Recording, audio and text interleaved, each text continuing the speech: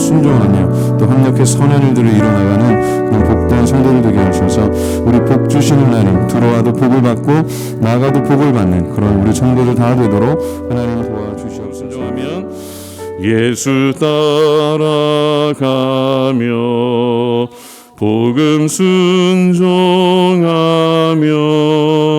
우리 행할 길 완하겠네.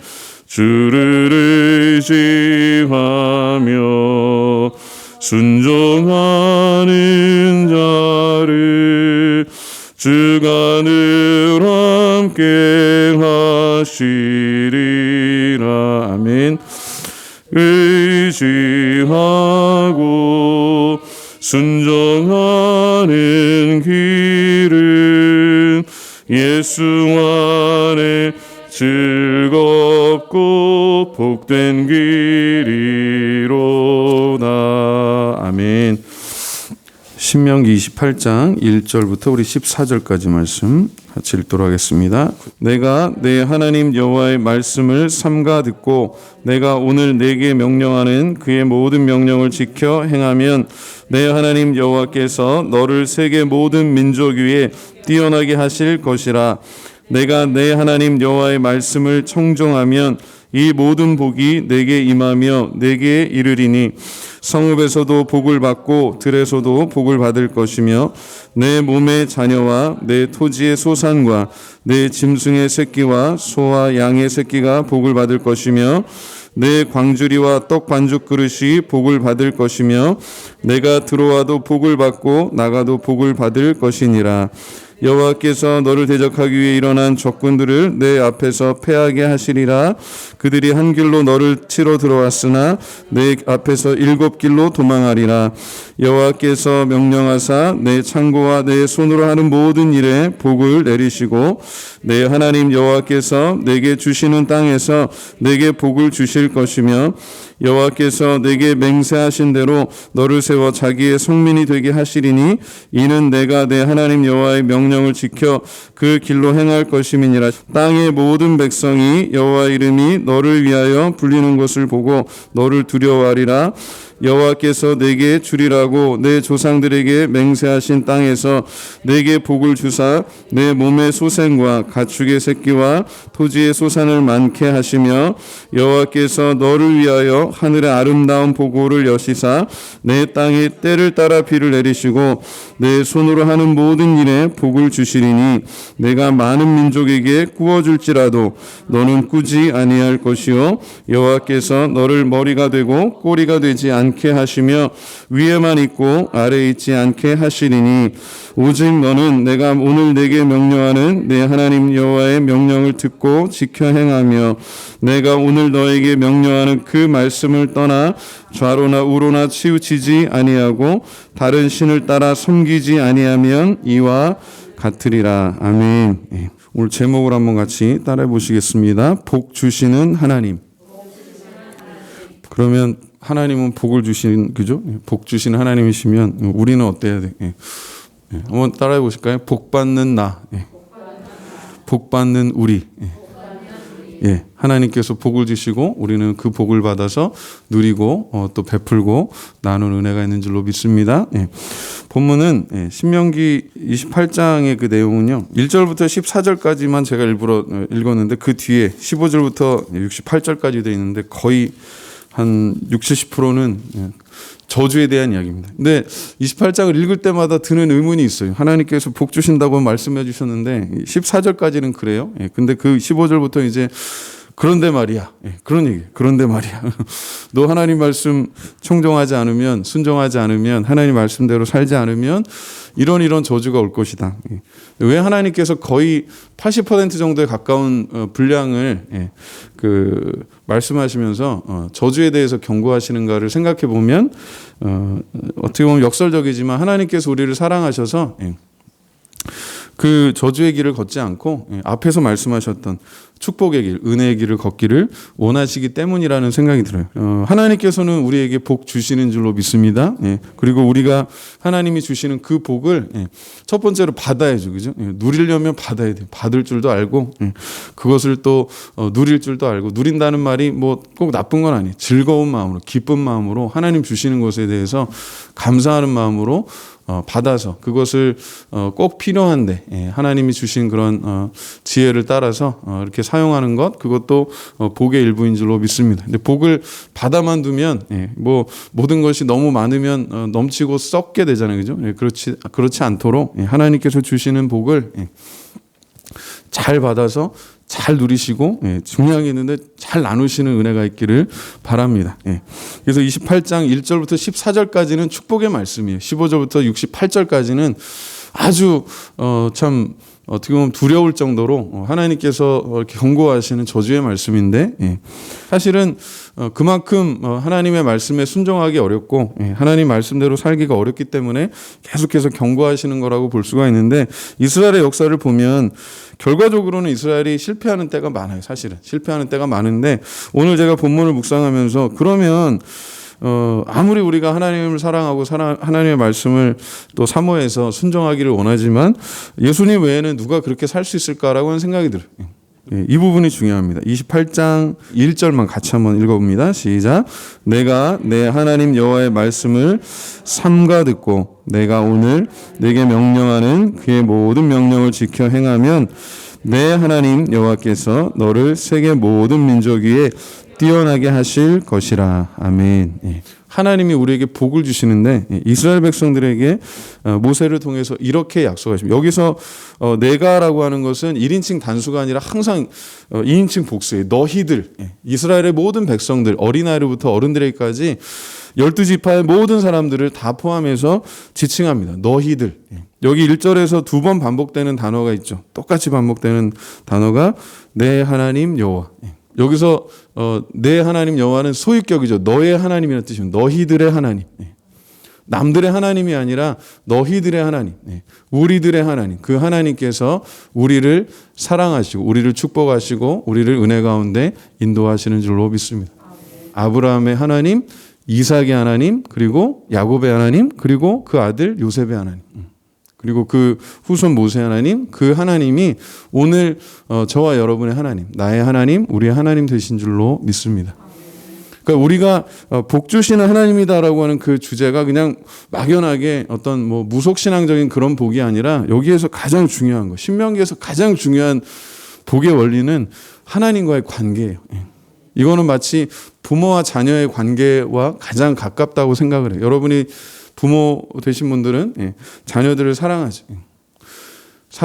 사랑하고 어떻게 보면 부모로서 할 수 있는 최선의 그런 사랑을 베풀려고 노력을 합니다. 물론 자녀들이 부모의 사랑을 받아들이는 태도는 또 다를 수도 있어요. 그러나 부모가 자녀에게 베풀고 싶은 그런 마음, 그런 태도는 최고의 사랑이라고, 인간이 표현할 수 있는 최고의 사랑이라고 확신해요. 부모와 자녀의 관계를 볼 때 그 내리사랑이라는 말이 맞는 것 같아요.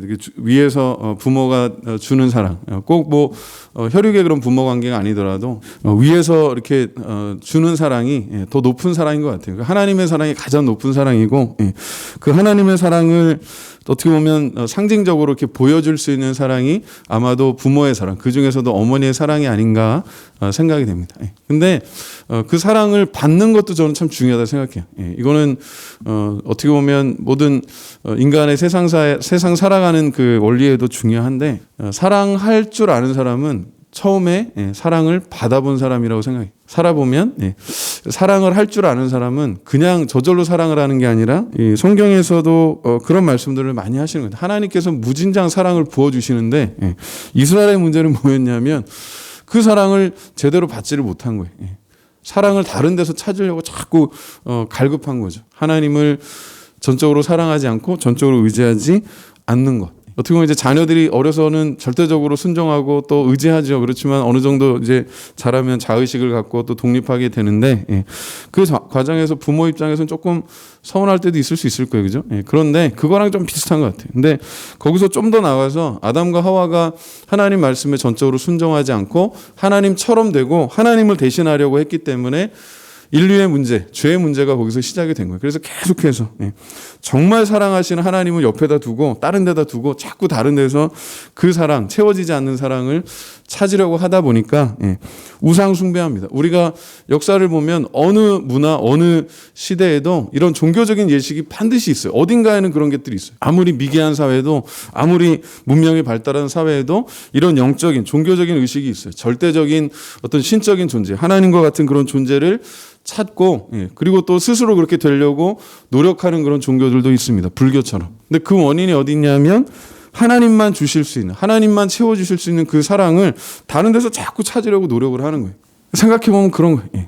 세상의 가치를 따라서 가면 아브라함과 롯이 하나님의 인도하심을 받아서 가죠. 아브라함은 사실 하나님의 부르심이 있어서 따라갔는데 롯은 그냥 덩달아 따라왔어요. 젊은 마음에 내가 삼촌 따라가면 이 고향은 좀 시골은 좀 재미없고 고리타분하니까 모험이나 해야겠다 했는지도 몰라요. 어쩌면 아브라함 따라가면 편하고 좋으니까 그게 복 있는 사람의 어떤 길을 따라가면 자기도 덩달아 복 받겠지 생각했는지도 모르겠어요. 그런데 아브라함은 하나님의 부르심이 있었고 그 부르심에 대한 보장이 있었어요. 믿음으로 순종하면 하나님께서 반드시 응답하시는 줄로 믿습니다. 근데 롯은 그 부르심도 없었고 응답하심도 없었어요. 그냥 덩달아 가다가. 그러니까 믿음의 원리는 참 중요한 게 하나님의 부르심에 믿음으로 응답하는 게, 믿음으로 순종하는 게 가장 중요해요. 한번 따라해보면 덩달아 가지 말고 믿음으로 순종하자. 그게 중요해요. 우리 덩달아 가지 말고 덩달이 되지 마시고 믿음으로 순종하고 믿음으로 따라가는, 주님 따라가는 그런 은혜가 있기를 바랍니다. 그래도 한 가지 배울 수 있는 점은 복 있는 사람 옆에 있으면 복 있는 사람의 그 영향력 아래에 있다라고 하는 것은 비슷해요. 그 생전에 이번에 돌아가신 그 이건희 회장도 그런 말을 하셨다고 그래요. 부자가 되려면 부자들하고 어울려야 된다. 믿음의 부자도 마찬가지고 믿음의 부유한 사람과 어울리면 믿음의 부유함, 그 가장 믿음의 부유한 분이 누구예요? 하나님이죠. 하나님의 은혜 가운데 있을 때 그 부유함이 넘치는 곳, 하나님의 은혜의 보좌 앞에 예수 그리스도의 이름을 통해서 성령의 인도하심을 따라서 날마다 하나님의 은혜를 힘입고 나가는 줄로 믿습니다. 내 하나님 여호와라고 하는 말씀이 참 중요해요. 너의 하나님, 너희들의 하나님, 그 하나님께서 너희를 지켜주시고 인도하시고 보호하시고 함께 하신다는, 그게 사실은 가장 큰 복이에요. 내 하나님 여호와의 말씀을 들어라. 내 하나님 말씀을 지켜라. 순종해라. 이거는 조건문이에요. 그러면 너에게 하나님께서 책임지고 복을 주실 것이다 라고 해요.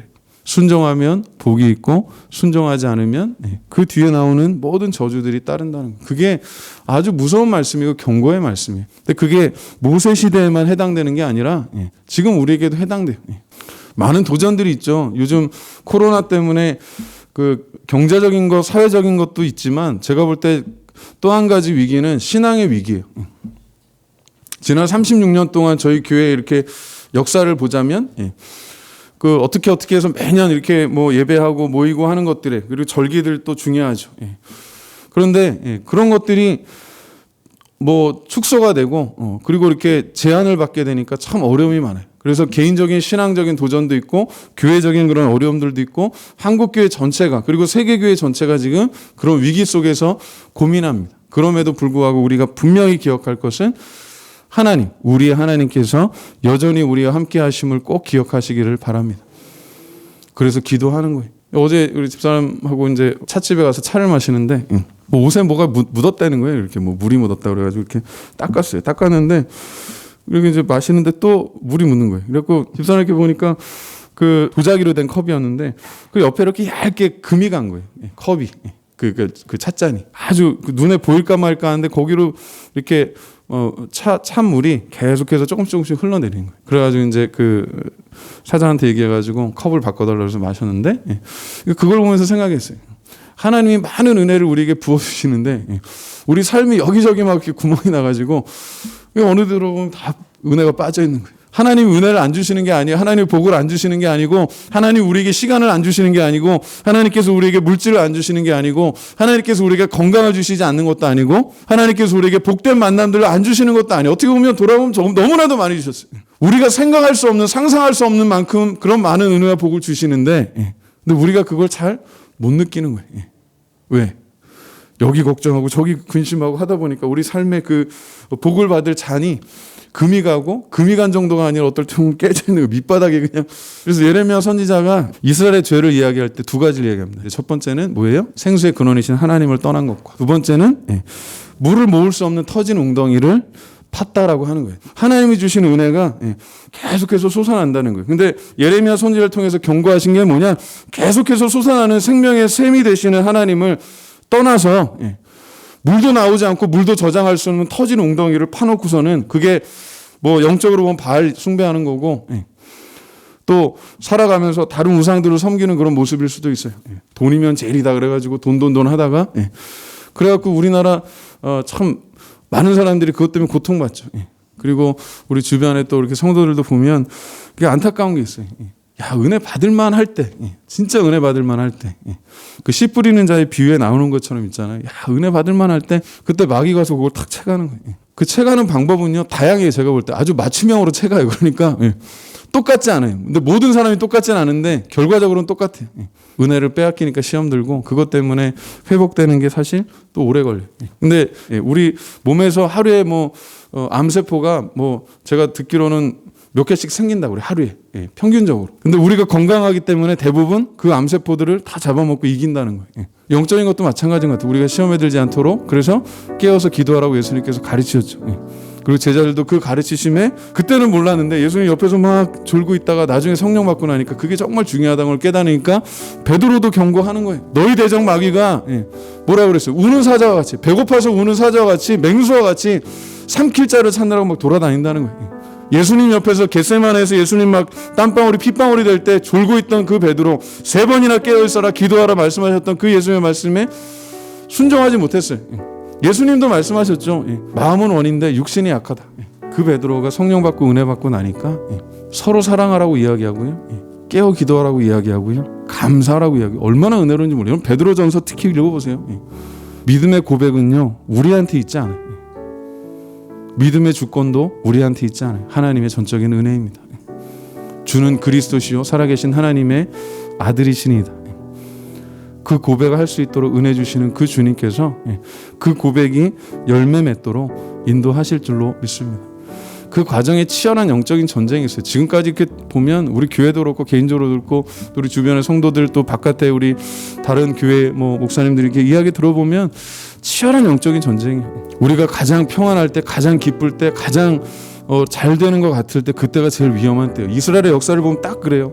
이스라엘이 어디서 망했어요? 애굽에서 망했어요? 아니에요. 노예로 살았지만 그들은 400년을 버텼습니다. 광야에서 망했어요? 아니에요. 40년 동안 만나 먹으면서, 메추리 먹으면서 반석에서 샘을 내시는 하나님을 의지하면서 40년을 버텼어요. 근데 어디서 망했어요? 가나안 들어가서 망했어요. 가나안 들어가서. 젖과 꿀이 흐르는 풍성함이 있고 정말 하나님이 약속하신 모든 축복이 따르는 그 땅에서 그 복을 누리고 나누지 못해서 결국은 망했어요. 우상 숭배하다 망했고, 엉뚱한 데 욕심부리다가 망했고, 서로 싸우다가 망했고, 그 교훈을 우리가 배울 필요가 있어요. 우리 한국교회가 다시 한번, 우리 교회도 그렇고 우리 자신도 그렇고 하나님 앞에 겸손하게 감사하고 기뻐하는 그런 은혜가 있기를 소망합니다. 그래서 오늘 이 순종에서 받는 복이요, 행동에 있지 않아요. 관계에 있습니다. 방향에 있어요. 그래서 늘 하나님을 향하고 하나님을 바라보고 의지하는 그런 여러분 다 되시기를 주님의 이름으로 축원합니다. 우리 답답하고 컬컬한 심령들이 주님의 은혜로 채워지게 하여 주시고, 이번 주의 사랑으로 충만케 될 수 있도록 도와주시옵소서. 주님 붙잡아 주시기를 바랍니다.